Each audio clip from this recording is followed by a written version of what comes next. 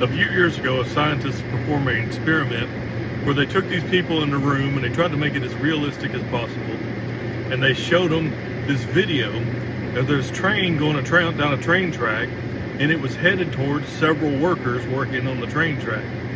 And there was a lever on the desk, and they said they could pull that lever and divert the train, but the only thing is there was only one person. There was another person on the other track. So you can either let multiple people die or pull the lever and divert the train over to and essentially kill one person. Every person in the experiment pulled the lever to save the multiple people, even though it cost the life of one. They took the same people and put them in there, and they said, okay, this time it's different. They put this really large dummy and said, this is a really large man. So rather than diverting the train, this time you're going to push the very large man onto the track and he will stop the train. And none of them did it. Now, think about it a minute. You know, it's essentially the same thing.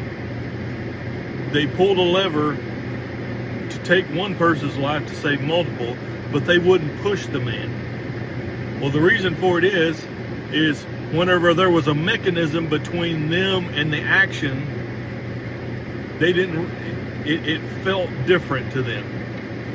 So what is the point of that? You know, there are people who wouldn't dare come up to you with a gun and rob you to pay for their health care or pay for their groceries or pay for anything like that. Now, there's some that would, but most people wouldn't.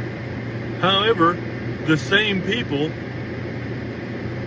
think nothing at all about having the government take it from you through the vehicle of socialism. Socialism is like that lever. It removes the feeling of guilt for robbing from other people. And I thought that experiment describes socialism to a T.